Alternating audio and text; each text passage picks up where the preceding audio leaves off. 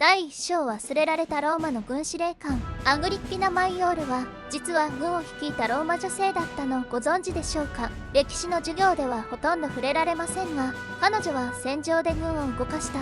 極めて珍しい存在でした。それは西暦19年オット・ゲルマニクスの急死によって彼女の運命は大きく動きます。当時夫はライン川流域で軍を指揮していました。ローマとゲルマン民族の緊張が高まる中、その地で突然命を落としたのです。夫の死に動揺する兵士たち、士気は急激に低下し、軍の統率も崩れかけていました。そこで前に出たのがアグリッピナ・マイオールです。彼女は軍の前に立ち、これはゲルマニクスの石ですと語りかけました。そしてローマへ戻る道を自らの手で切り開いたのです。ライン川を越え、夫の遺体とともに軍を引き連れてイタリア本土へ帰還。その姿はまさにローマ史に刻まれる女性指揮官でした。当時女性が軍と行動を共にするだけでも異例、ましてや兵を統率し指揮を保ったというのは前代未聞でした。それだけ彼女のカリスマ性と軍内部での信頼は強かったということです。さらに彼女の行動は民衆の心をも動かしました。ローマ市民は英雄ゲルマニクスの未亡人であるアグリッピナを深く尊敬するようになります。帰還の際、彼女と棺がローマへ入る様子を見ようと人々が街道に並び列をなしたといいます。これほどの注目を集めたローマ女性は他にほとんど存在しません。この一件でアグリッピナ・マイオールはただの皇族の妻ではなく政治的存在としてローマに知られるようになります。つまり彼女はこの時すでに影の皇帝としての第一歩を踏み出していたのです。夫を失った悲しみの中で軍を導き民心をつかんだアグリッピナ・マイオール、ローマ帝国史上でも屈指の行動力を持った女性だったことは間違いありません。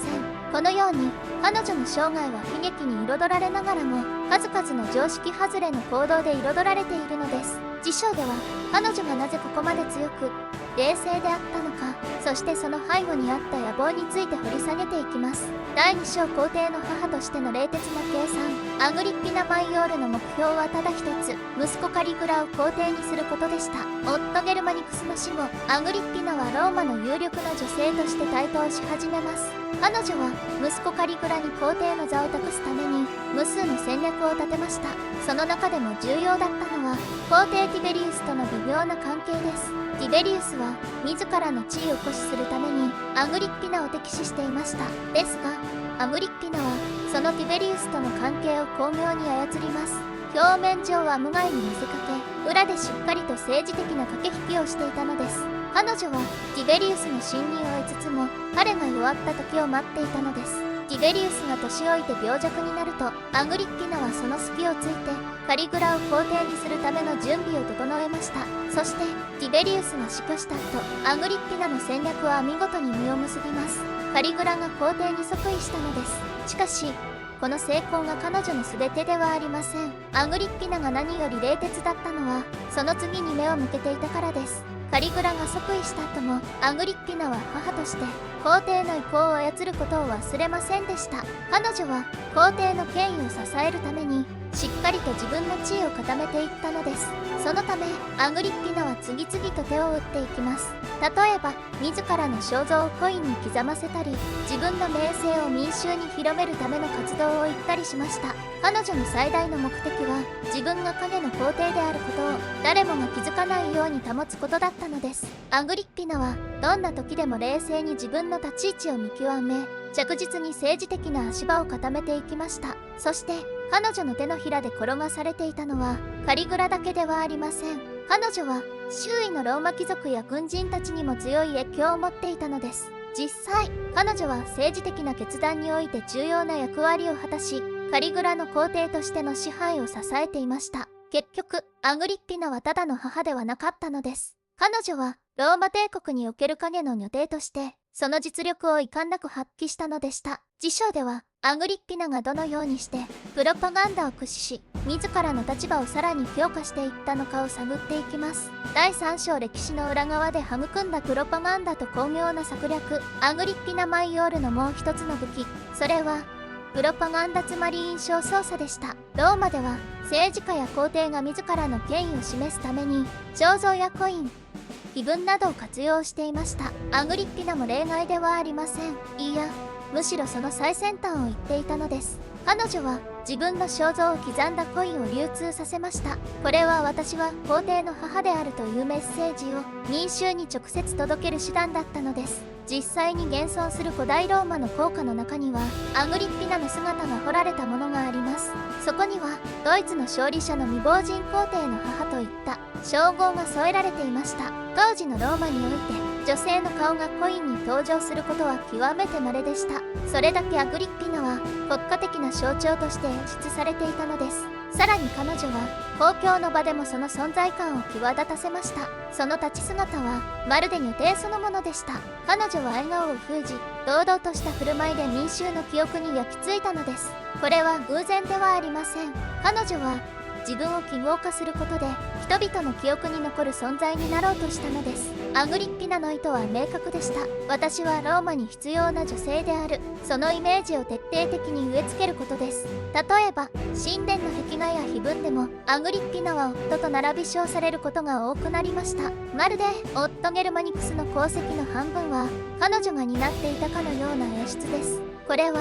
民衆の記憶の中で夫婦を一体化させる巧妙な戦略でした。アグリッピナは自らの影響力を表にも裏にも残そうとしたのです。そしてその戦略は彼女が死んだ後もなお効果を発揮することになります。プロパガンダとは単なる虚飾ではなく政治的武器である。それを誰よりも理解していたのがこのアグリッピナ・マイオールだったのです。彼女のこうした情報戦略は後に娘のアグリッピナに乗る、さらにはネロの支配にも影響を与えます。つまり彼女の手法は女帝の設計図として次世代にまで継承されたのです。次の章ではこのような賢さを持ちながらもなぜ彼女が孤島で餓死という結末を迎えるのか、その悲劇的な最後について語っていきましょう。第4章鉄の意志と残酷な最後。アグリッピナ・マイオール、英雄の妻として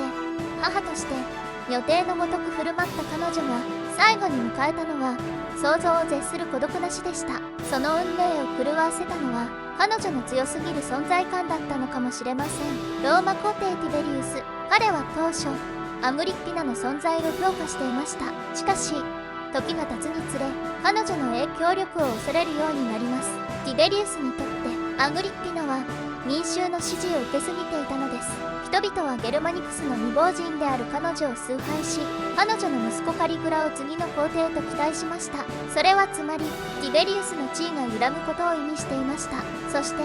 彼の側近である野心家セイアヌスが動き出します。セイアヌスはアグリッピナとその子供たちをローマの脅威として告発し始めたのです。偽の証言、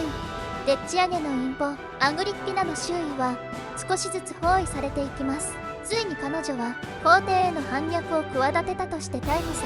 れ、絶海の孤島パンダテリア島へ流されました。そこはかつてアウグストゥスの娘ユリアも幽閉された政治的失脚者の終着地。広がるのは海と岩だけ、友も味方もいない場所でアグリッピナは存在を消されたのです。しかも彼女はただ幽閉されたわけではありません。十分な食事も与えられず、時間をかけて餓死へと追い込まれていきました。記録によれば彼女は餓死寸前で自ら舌を噛み切って亡くなったとも伝えられています。それが事実かどうかは分かりませんが、少なくとも穏やかな最後ではなかったことは確かです。なぜここまでの仕打ちを受けなければならなかったのか、その理由はただ一つ、彼女が強すぎたからです。カリグラの母、ネロの祖母、そう呼ばれることが多い彼女ですが、アグリッピナ・マイオール自身が放った存在感は彼らに劣るどころか時に上回っていたのです。皇帝の母であり政治の駒でもあった彼女はついに皇帝の意志に逆らう存在として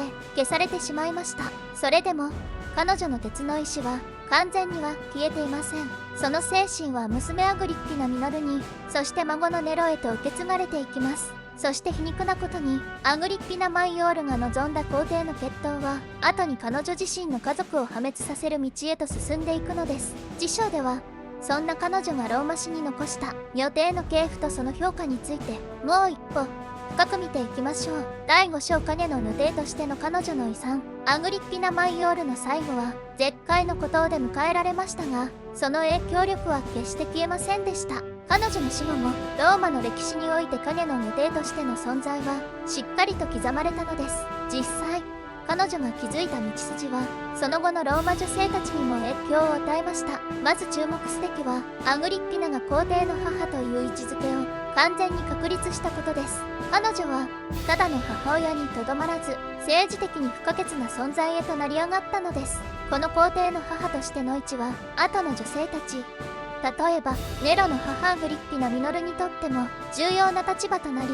彼女もまた実力者としてローマでその影響力を誇示することになります。そして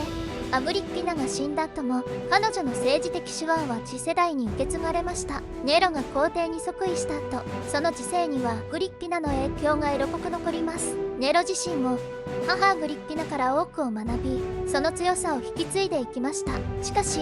ネロはその後自身の支配欲によりアグリッピナを殺害します。しかし彼女が残した女帝としての道筋は後の女性たちに多大な影響を与えることになります。アグリッピナ・マイオールの行動は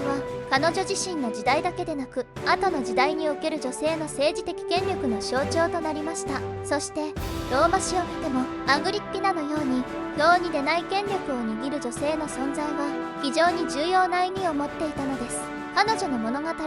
ただの一女性の悲劇にとどまらずローマ帝国の支配構造を深く変える原動力となったのです。アグリッピナ・マイオールの死後、彼女の存在は影となりその背後に隠れる形で力を持ち続けました。